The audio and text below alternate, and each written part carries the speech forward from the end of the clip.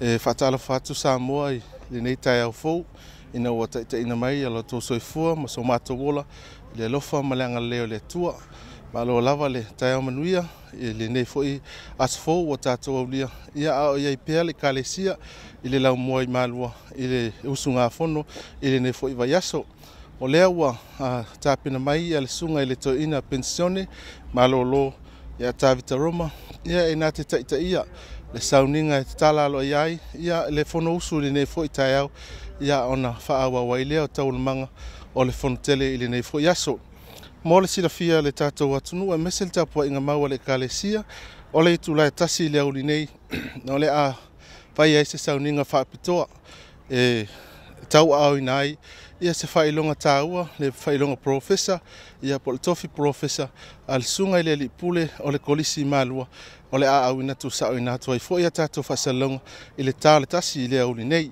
ia ole ia le manatu ia toe nai minute ia ona amatalia lea o le tapua inga amatalia ai tau le manga o le fono I le nei fo iaso ia ole atu inatu ia manuia tele ia la tapua inga manuia fo fo nei aso tātou toe whelai tō whaseifo. O le a tātou tāpuai I le atua.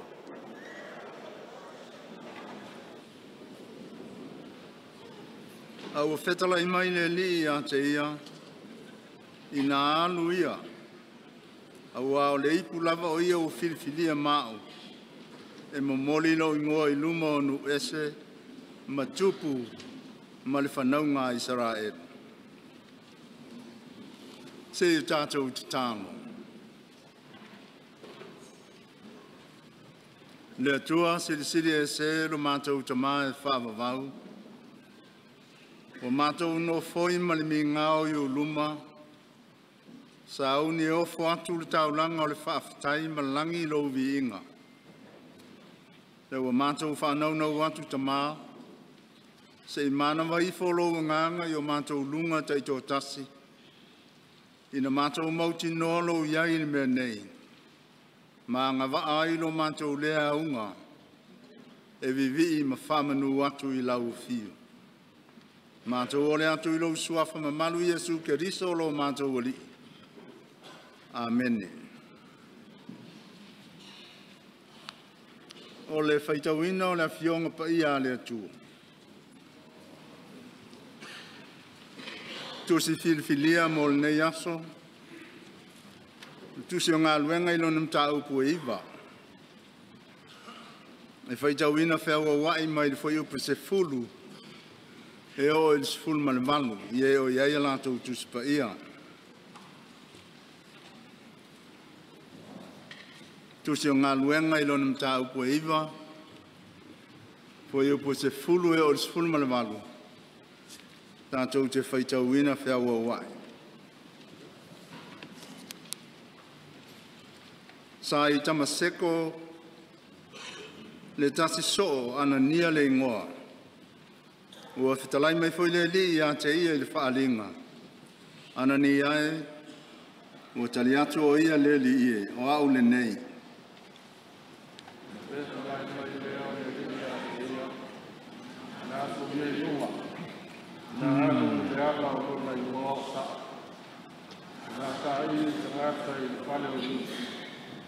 Kaudo le ingoa, o le taso, wā pāu mai, o lo tālo ia. Ua nei loa atu foi I le whaalinga le tangata o ana nia le ingoa. O lo ulu whale atu, ma wha e elu na lima I ona lunga. Ina ia toe wa ai o ia. O na tāria leo ana nia, ia li e o whaalomo I tangata I o tele I le nātata.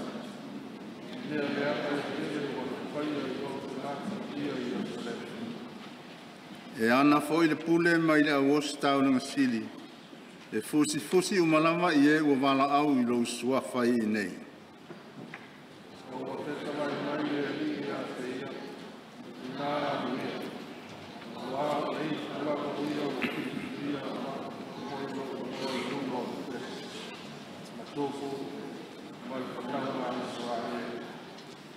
Au wau te whaelo atu ia te ia me tele tusa ona tinga ai o ia ona o lo ingoa.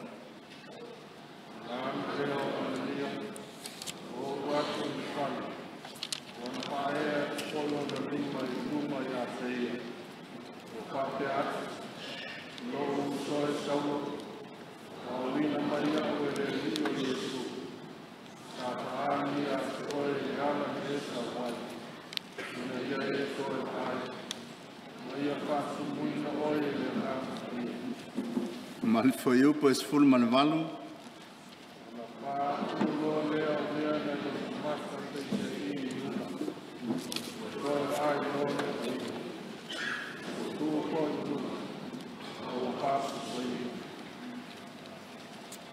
Ia whamanu e mai le tua i tātou whaitau whalongo ia nā whionga pa ia. Mai e tū mau atu i a te ia na vi inga e whaavavau lava. Amen. Pilfilia e whai matua le whai upa sifun ma le lima o le tusi o ngā nuenga sa whaitauina. Le whaapea. Au a whetalai mai le li i a te ia ina alu ia. Awa o le ipu lava o ia o filifilia mao. E momoli lo ingoa i luma o nu ese. Ma tupu ma le whanaunga Israel.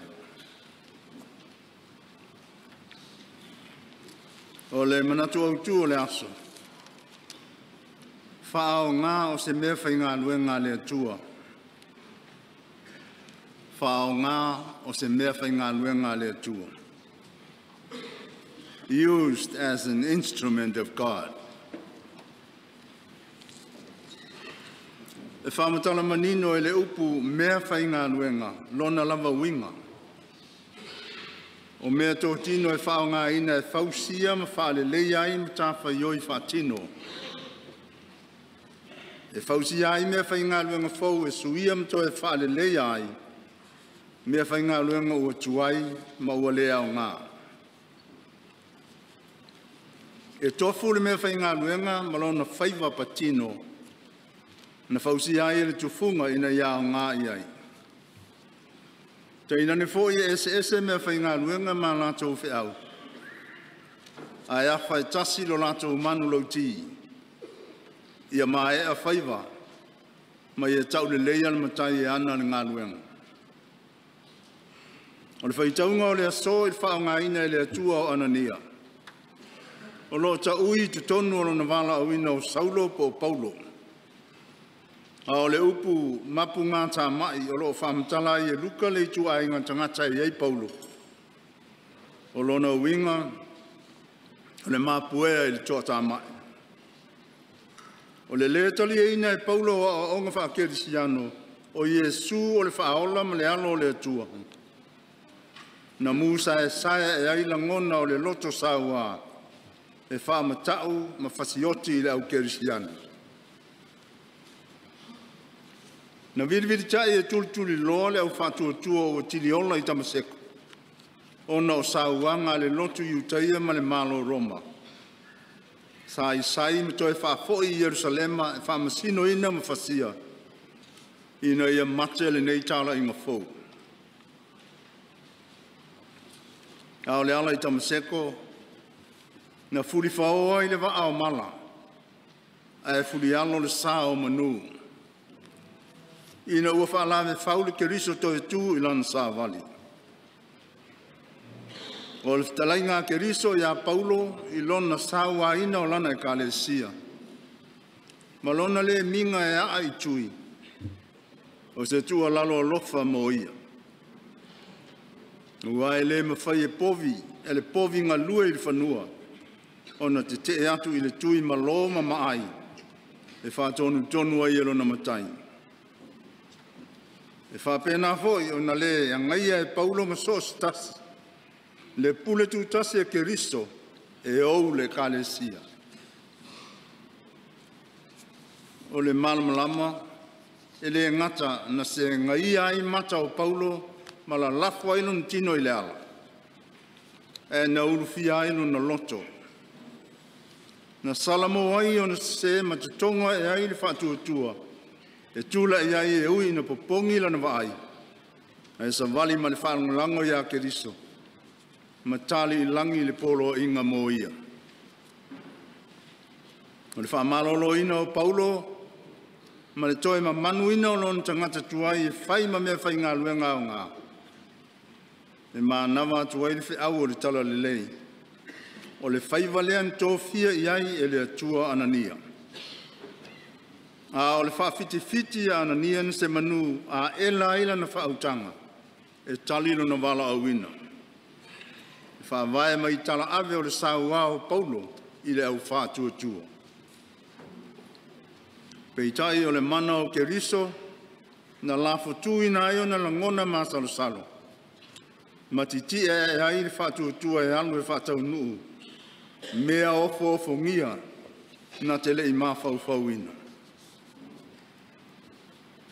O la Keriso ua whaima matua i nā alu ia.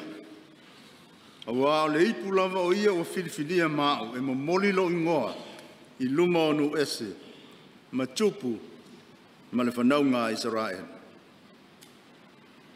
O le ipu e ngausia mai le ele o le mea tō tino i le loto i whale o a inga i utaia e tau wasu ma momoli e lisua vai mai le vai eli a inga. E tā ua le ipu o na o le vai tau mafa o lo ia tufa ina atu e maua ai le ola. O le ipu Filifinia, o le matu pala ua toa mai le pulea Keriso le matai. E avea ai Paulo ma mea whainga luenga e lufi atu ai le upu o le ola. I lona alofa tu noa mo tangata uma. A onu ese o tupu ma Israel. O le ngana whaatusa e whaamtala ai le lautele o le ngā luenga o tō fia i ai Paulo. E le fina ngalo le ali e whaapito manu i atasi. Ai a o i tangata uma lana whao le tanga. Na manino loa ana nia i le whitalenga a Keriso e winga li tau to lua o le wala awina ma Paulo. E a vema me whai ngā luenga le atua. Loto tele loa e alu. A wāua le to e avea Paulo o mona fili. A o le uso i le ngā luenga. O le whao unga Anania ma upu a lofa o lana whaatu lima whaakerisiano. Whai mai. Lo uso e Saulo. O le anta o le mea whai ngā luenga e ui ni whaatau waa. A ua ana e ngā lue tusa malona wala awina. Na te wha mau whailonga le papai atu o le alofa tu no le atua. E toi wha le lei a ili wa aia Paulo. Ma whaatumu i nā ilo na loto i le mana o le ngang pa ia. Ina ia mawhato tonga ilo na wala awina e a vea ma apostolo. O ia ilo a ili wha o tanga na liutino tangata i a Keriso. Ma nofo sauni ai e alu ma fola. E lei teu ma whale le li. Ai na ia fola sia manino i luma mea. A unga o ngā luenga ua wala awina i ai Paulo. O le mamolina o le tala le lei ma le anti e ina o lana e ka le sia. E saua ina ma mawhatia ai Paulo. E pei o na ia mua i whaia i o na uso a Kerisiana. I pai ai o le whana uso a le ka le sia. O whātāua ina i le so, le a vea ma mea whai ngā luenga le atua. O matai o a inga manu e o i le autautua. Ta itai o le malo ma tangata whai ngā luenga i mta ngā luenga SS. O whai whi au ma tangata e ka le sia e o i whanau. E tofu i tātou ma mata whai o i SS. E pei o le tino ma ona i tū tino. A e tasi lava le aunga. I alata i lauso i fuanga lue. Ma whaalia i loo vai tau mawhai. Le alofa ma le mamalu o le atua le matai. O tātou upu ngā lue ngā alofa o le ata la fo ia le nā o le whao ngā ina. E whai ma mea whai ngā lue ngā le atua. O le wala o ino apera amo le toia ina. O ra awa le whawhine talitane o nu ese. O tā vita le wii. Ma Paulo le fili o le au Kerisiana. O le whailonga e le aia ina. I se vaai whaale tangata. Tō whinga whaale atua. Aua e whaavai lo nā lofa tū noa. Tau lava o le tātou whātua tua. E tali lo na wala au mai e pe o Paulo ma Anania. Ma ngā lulu e whaatasi le alofa e whaalangalango ino na mana. Ona tātou maua leo le malosi whaale tino ma whaale anga. e whaatino ai e tātou whiau. O le whae ea sa moa i le atua malan tala le lei. Ua moa i tō ai le inati o le au whai ngā luenga. Ai le lei foi o na whautauta. Ina ne ia vea le whaaloalo. Me mea e manatu ai le ipu. O ia o le vaiola. Pe pā i tumu ato whinga. E tasi ale pule na o le atua. Au tātou uma au auna. A whai e tasi le matai. E le te tau foi o na whaino ino ai mea whai ngā luenga. O wa o uso i tātou i ngā luenga. E pei o la Anania ia Paulo. Lo uso e Saulo. O Yesu o le mea whai ngā luenga le atua. Nga ia whasusulu atu le malamalama o lo na lofa tu noa i tangata. E ala ia o onga le lei mga luenga lofa mo tangata uma. O le tau lunga o lana au nanga na maliu ai me toi tū manu malo. Ina ia whao la ina i tātou. O lana whanta o te fōi au ona po mea whai ngā ruenga sā ngā rulue mā o ngā e tusa malo na wala au ngai. Le au ona le le ia ma le wha maoni. Ulu whale mai ai le fia o lowali. Ia manuia le al whaiva. O le ka le sia i le so. Ma ia mantua o la Paulo. Pe tau te ai, pe tau te inu. Po stasi mea tau te whaia. Ia au tau whaia mea umalawa. Ia vi i ai le tu. Amene. Tātou whalatalata i le tua i te talo. Talo o whaftai. Whātou e senga. O whoina atu o tātou manao i le li. Tātou talo e le se leo u te laulau ina atu ni mta upu. Talo le tangata i lona loto.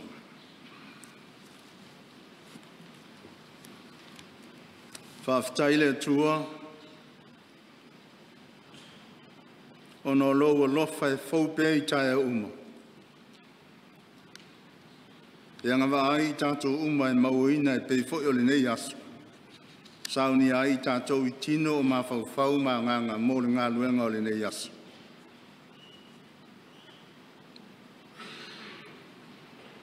Tātou whawhitai ono o lona tamau a inga maona manuia e awala e se mai. Whamale e nai o tātou manao i mea le lei umu. Wa o i nai tātou i nei loto whawhitai mea o tātou mau. Ma whātau ma mau i nai tātou mai te tuina nau ma le mata pea pea.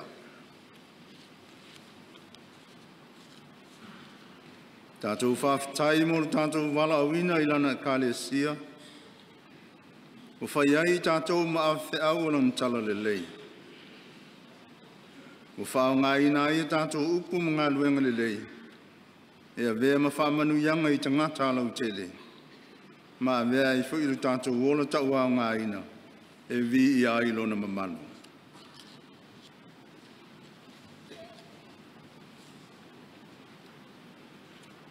Whawhitai mo le mea lofa o le whaalatanga i le maliu mo le toi tū manu mā lo ke riso.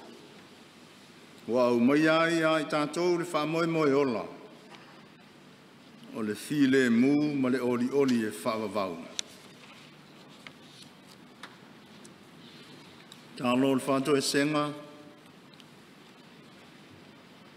Tātou te tālo i le tua, ina ia whaamangalo mai lo tātou loto ngalo. Wa vea le tele o taimi whaalu i le whaatinonga o whiau ai maise le whaamua ina o mana onga whaale tangata. Māla e ngalo ai le tātou loto whaaftai a te ia mana mea lofa. Tātou whātou ese o na ua whapei tātou ni mā moe o se. O te lena ualu tātou muli i tonga whiti leanga na onga o tātou lava loto. Whātino ina i mea se le te tau ona whaia. Ia o tātou le whaia i mea te tau e tusa malona whina ngalo. Tātou whātou ese o na o le whamaoni o le tātou a vea ma so o le ri. Tātou te fia e muri le taimi o le manuia ma le solo le lei. Ai wawe on tātou fiti ma te enalo na wala au mai. Pea o mai whaingata e tofo ina iru tātou whatua tua. Tātou whato ese ona ua vea tō whinga ma le whaea ina i suafa o le ri. Ma ala o tātou manatua i nisi taimi. Tātou o matai ma pule o lana i kale sia. Tālo tātou mana onga. Tātou o le atu i le atua. Ina ia whātū mawina lo nā lo whātū noa mo le lalolangi na ia whaia. E ao whiai ma Samoa o lo tātou tofi. Whaasaonga le muina ia tunu uma, mai le a whia i mala whal nātu.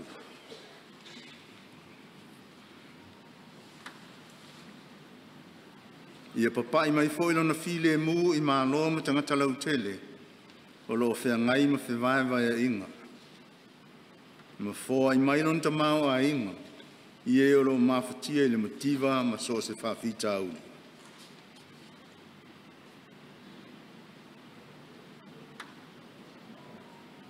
Tātou te tālo i le atua ina ia ao mai a i tātou o lana i kalesia. Ina ia tātou lon sāwa wari atusa ma le tātou wala awina. Ma le loto maua lalo ma le anga malu. Tātou te iloai o na whewha pale ai i le alofa.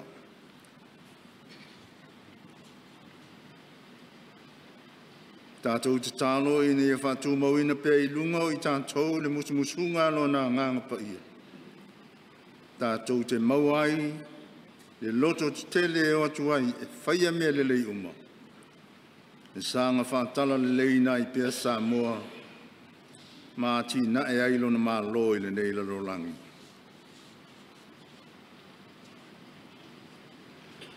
Tātou te tālo ina ia whamanuia mai le atua i le kalesia e whakasā, ma lana ngā ruenga whamisiona. O na ainga lotu uma i Samoa mātu nuu e mamau. O mātua o au ainga mā tātou whanau. O luma nai o lana e kalesia. Tātou te tālo whatasi i te tālo le lii. Lo mātou te mai o i le nanga. Nia pa ia lo suafi.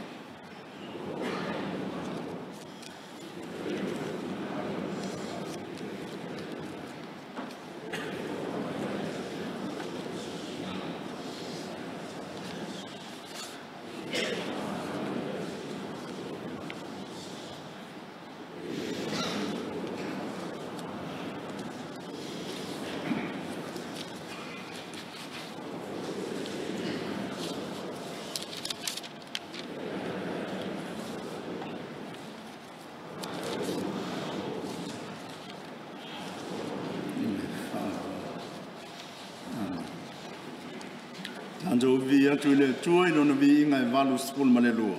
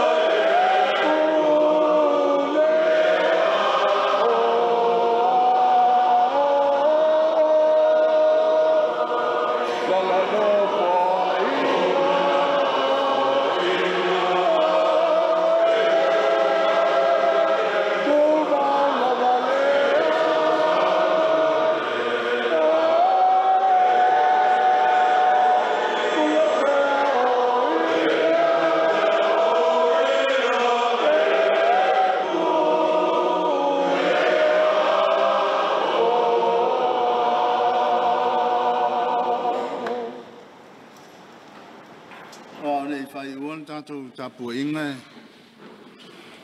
O auno ul fale mai mālua ile. A whiwisa lau ono spulma le ono. E tauno ui ule a whiwisa lau ono spulma le iwa. A ul tau sangalna na maua ia. E au to e rule I tua ftua au to e avanoa. To e talia au te fo I mai le. A whiwisa lau fitu spulma le tas. No saule fai mai to ina sa polo ina te mo pule ia sau talia oe ai awa te lu ese malu I le ono iva to I lu vai aso ma to tu I ul to sang e lao to fo I mai I tu tasi male tu si mai si fai au sa au lotu ai a mauni ai u salmo mai lo leo to ina ia sauloa a umale kwata mua ua e wai ia fia va pela o va ai on tu ile taimi le tu o la tu o fa mel joy va ai ile ma na ia lo u to tas on sa si to u fantasi mai tam melana na maua al tato tofi le soluo Io sia e vile. E pensione a lei maua.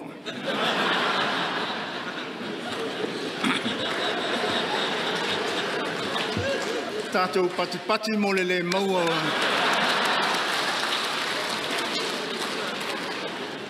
Tato fai urita. Tu mau mai o mato lunga. Lunga o le kalesia ma le nei fontele ma lau whanau whātua umai le larorangi. Le manuia ma le file mua lau fio le atua lo mātou tamaa. Le alofa siri ese o Yesu Keriso lo mātou li whaola. Ma le mawhitanga tu mau ma lo ngang pa ia e whaavavau lava. Amen. Yeah.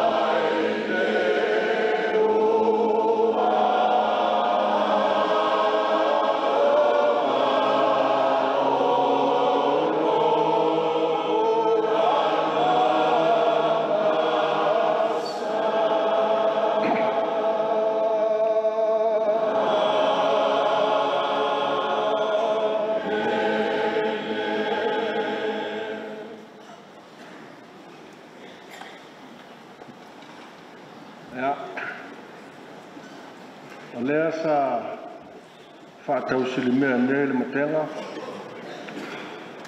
Sa tatali fo i le langi le sa mga wanga a le tanga loa opo. E se whātau whalainga tamai e whapel nei fontel. Se i whasilia i le tua. Whaali mailo nā nganga ta yala i le nei aso mo le whamoemoe. Pe tai lai nei tai au i lau tau whawhonga ma le tātou whāna. A lea o tō manu. O lea ua tō afu vai whaifo mai rua. Ua tūtumu ai fo ia lia ma ua tafe sua fo i vai papa. Ua o lele ua whaifo le tua mafa whim lai. E ala il mana vanga pa ia o lea sa tau sau mo ia tātou tofi nei tai au. Malo ta pena. Paftai sauni. Au fatasi nei fontele. Pe o lal fai salamo matou fapeane. Au lava nei a te matou. Au nei a te tātou. Ia fo i le viinga i le tua. Ona nā lofa, ona nā ngalei. I nei tai au mlau whasoa. Whengta oe sa e nofo nofo lea. Sa e tai fo i le kālesia. E te whaase tua ngalua ma loto le kālesia. Nea ngau lea sa tapo ia u whaiwa. Wā lea whio ri e lua. Pape fo i lea whio ma pū. Whio le ainga sa pestasu fo i usori. Ala tai oe le pule sa le aula ma lau whatu ngāma. Ia ma lau whatu funga. Lea o le talo le nei fontele, ka mai e whapea le kālesia.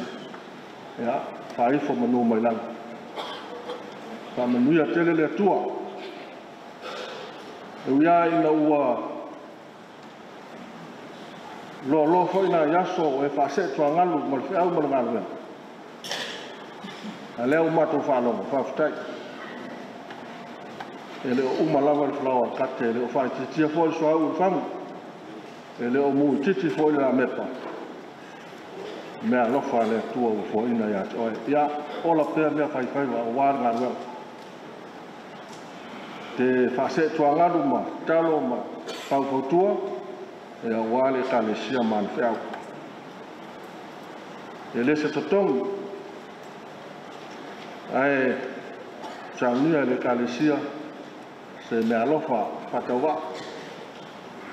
Wālo sa tasi lea whitala. Ea whamanuia le tua. Toi e ngol nei aso. E le umal fia talnoa. Ea o lo te ngai fo i fontele mani whiau. Anga le lei le tua e toi e ngol nei aso. Whaftai. Whaftai lau whionga i te whono le kālesia. Ne whaftai fo i mo le mea lofa o tau o ina. O talia manolo to maulalo le foae. Whatumu le tua meu to e sea. Ma au le kālesia whaftai tele manuia le nei aso. Tau le manga o tātou fontele. Whaftai.